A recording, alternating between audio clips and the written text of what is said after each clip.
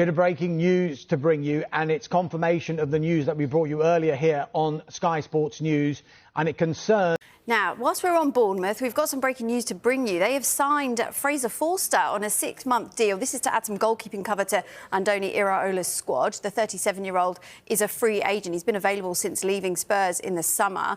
So Bournemouth's number 2, Will Dennis, of course, was injured in training this week. So the club is still waiting to find out the extent of that injury. Forster will be in the squad to face Arsenal tomorrow. Yeah, the players definitely are playing for him. I just think to myself, he makes too many rotations. All right, perfect example is this, and I understand Reece James has been one of the best around this season, and I understand you have to manage his minutes. They got the draw against Arsenal, and then they go to Leeds in midweek, and they kind of kick-started Leeds' season. Leeds lost to Man City on that weekend, and then went for Chelsea and went on a fantastic run. He changed the whole, near enough, not the whole team, but the majority of the team that had a good result. And I know it was only 3 or 4 days later, but look at it now. Does Pep Guardiola do that? No, he doesn't do that.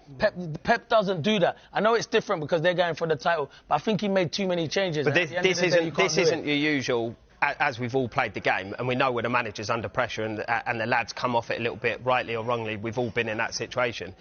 This isn't your usual...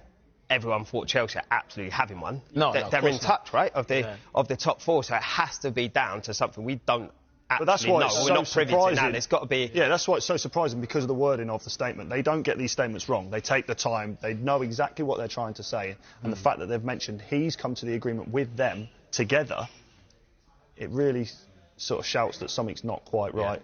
Do you think he will be given time, though, and do you think he deserves to be given more time? On the basis of his work at Spurs this season, you can't make any argument that he deserves it. And there's a bit of a thing with Frank, I suppose, in that we've certainly seen it, because we would have dealt with him at Brentford, and he was in contrast now at Spurs. He was so expansive at Brentford. He was such a kind of assured character who was willing to just talk so intelligently about football. We're not he looks like a different figure at Spurs now. As regards whether they'll change, I think the one thing that was significant about yesterday's game was it felt like it didn't quite get toxic enough to force the owners. And that's where we are now. I think that's touching on what Johnny said there about where it gets into end game for a manager. And it's almost like everyone is in a bit of a holding pattern now until the situation gets so bad and it gets so toxic that they have no choice. There was a danger it would, though, wouldn't it? Particularly at half-time. Yeah, absolutely. And I think there's been a bit of a debate around Spurs over the last 12 or 14 hours since the game ended about how much of this was Frank and how much was the players taking matters into their own hands. I mean, and even we should say about Villa's performance, but especially in the first half, just the sharpness and coherence of Villa in contrast to what Spurs were. I mean, that first goal where Tielemans just plays it straight through the 4 men. Yeah. And then the second goal, kind of one-touch football, as if Spurs were a lower league side. They did rally in the second half, maybe showed that there could be something there.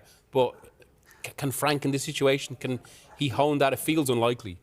Right, let's bring you some transfer news. And after missing out on 2 of their top midfield targets, could Liverpool... Arsenal have officially completed one of the most sensational signings in modern Premier League history, confirming the capture of Argentine superstar Julian Alvarez. The blockbuster deal marks a huge statement of intent from the Gunners, as Mikel Arteta continues to build a squad capable of dominating both domestic and European football. Alvarez arrives at the Emirates Stadium as one of the most complete attackers in world football. Renowned for his explosive pace, intelligent movement, relentless pressing, and ruthless finishing, the World Cup winner brings elite quality, winning mentality, and tactical versatility to Arsenal's frontline. Capable of operating as a central striker, second forward, or wide attacker, Alvarez gives Arteta multiple attacking options and a new level of unpredictability. The Argentine international has built a reputation for delivering on the biggest stages. His ability to thrive under pressure, link play seamlessly, and score decisive goals has made him one of the most feared forwards of his generation. Arsenal fans can now look forward to a forward line packed with energy, creativity, and lethal efficiency. Speaking after the announcement, the club described Alvarez as a perfect fit for Arsenal's high-intensity, possession-based style. His work rate off the ball and sharp football intelligence align seamlessly with Arteta's tactical philosophy, while his hunger for success reflects the club's long-term ambitions. This signing sends a powerful message across the Premier League. Arsenal are no longer rebuilding, they are ready to compete at the very top. With Alvarez added to an already exciting squad, expectations at the Emirates have skyrocketed.